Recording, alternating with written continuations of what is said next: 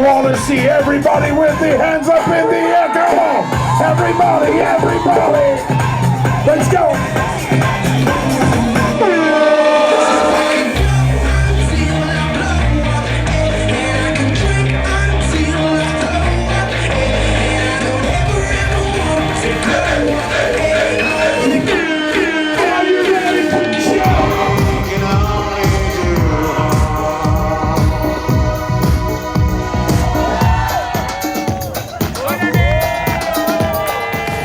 Et bonsoir à tous, ravi de vous retrouver en ce premier jour de l'année sur Monaco Info, après une longue et belle nuit de transition débutée par nombre d'entre vous au marché de Noël, avant de vous retrouver sur la place du Casino pour le traditionnel compte à rebours.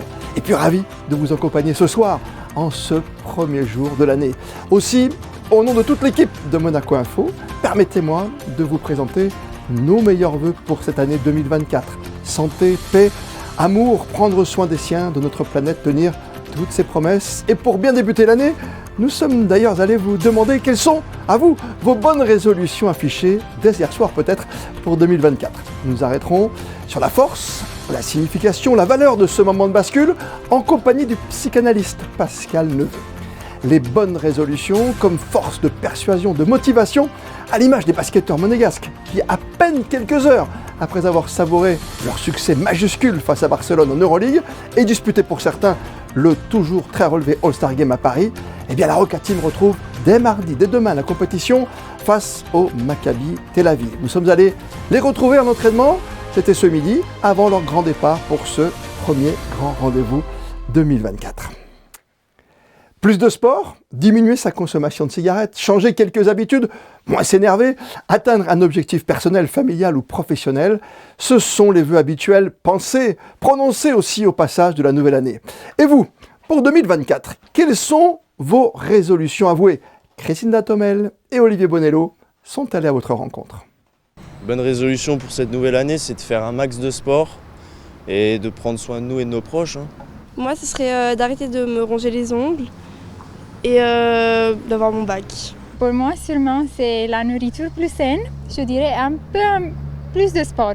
Ce que j'ai déjà commencé. Health and peace. Surtout, j'essaye de faire mon maximum par rapport aux études pour pouvoir avoir mon bac et pour que mes parents ils soient heureux aussi. Moi, c'est de me remettre au sport, donc aller à la salle et mieux parler à ma sœur. Et surtout, rendre heureux mes proches et tous ceux qui m'entourent. Après, c'est juste un état d'esprit intérieur que je veux garder dans une bonne énergie. Et pour aller plus loin dans cette quête de motivation, le psychanalyste, le psychothérapeute Pascal Neveu revient sur cette habitude bien ancrée à chaque début d'année. Entretien signé Yannick de Bever. Pascal Neveu, bonsoir. Bonsoir. Quelles sont vos bonnes résolutions pour 2024 ? C'est un peu compliqué parce que, en fait, il y a 10%, on le sait, 10% de bonnes résolutions qui vont être adoptées et qui vont se vivre durant toute l'année. Il y a deux périodes durant l'année, c'est le mois de septembre et puis le mois de janvier. On se dit effectivement, bah, je vais maigrir, je vais faire du sport, je vais m'améliorer également au niveau de ma santé, et sauf que c'est 10% qui sont simplement maintenus durant l'année. Et pourquoi est-ce qu'on veut prendre des bonnes résolutions chaque nouvelle année ? Et parce qu'on a envie de changer, parce que quoi qu'il en soit, il y a vivre et renaître également durant toute l'année. Et on se dit, mais ouais, j'ai envie de revivre ce que j'ai pas vécu auparavant, et j'ai envie de vivre des choses que j'ai envie de vivre par la suite. Et c'est là où c'est un petit peu plus compliqué. Et d'où vient cette envie, justement ? Pourquoi vouloir changer ? Et parce que, quoi qu'il en soit, on a ce qu'on appelle l'apoptose, etc., au niveau du corps. Et c'est-à-dire qu'on sait qu'on va mourir à un moment donné.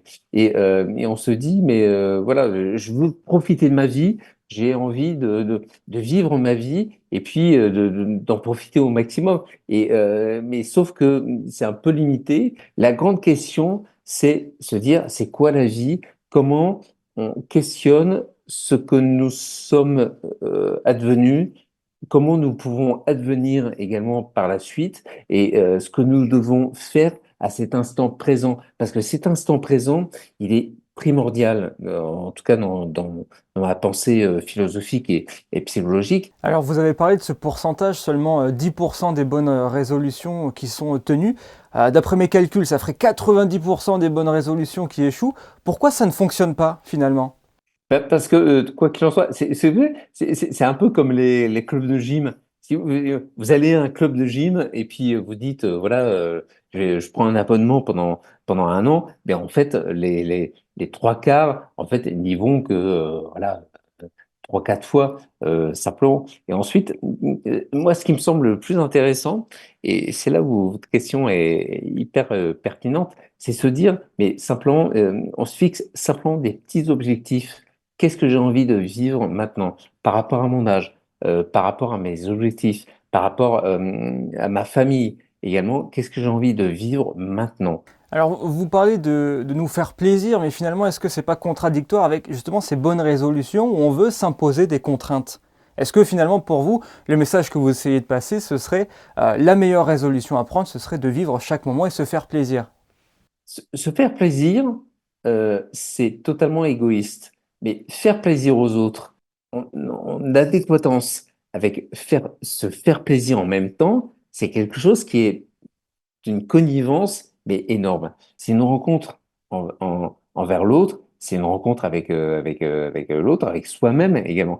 Et se dire que on était peut-être dans une barrière, mais on ouvre cette barrière, ou en tout cas on la fissure totalement. Mais il faut rencontrer l'autre. Mais le problème, c'est qu'on ne se rencontre plus. Les gens ne discutent plus. Et ça, c'est une grosse difficulté qui a été en plus, mais totalement augmentée suite à la Covid. Et puis, les gens qui ne se parlent plus du tout. Moi, je discute avec énormément de personnes. Moi, j'adore ça. Alors d'après vos observations et en tant que psychanalyste, quelle est votre projection pour 2024 ? Comment est-ce que vous voyez cette année en termes de relations interpersonnelles justement ? Pour moi, et je vais écrire là-dessus, c'est à mon avis, mais une année de l'utopie.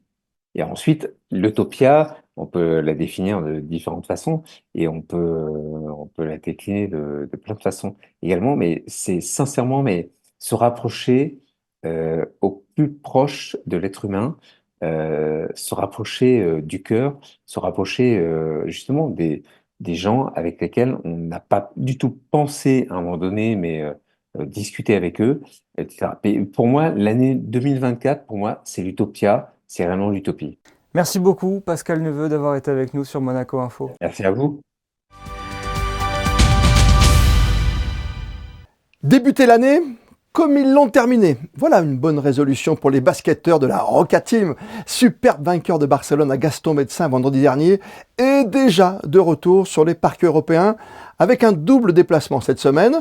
En Serbie tout d'abord, c'est pour demain, pour se mesurer au Maccabi Tel Aviv, match délocalisé pour les raisons que l'on sait. Et puis jeudi soir, à l'Olympiakos au Pirée. Double affrontement pour rester dans la bonne dynamique dans ce quatuor de tête dès le début de l'année. Elio Kobo et Yacouba Ouattara reviennent sur les enjeux et l'intensité du calendrier proposé. Et tout d'abord, se concentrer sur le match demain face au Maccabi à 20h.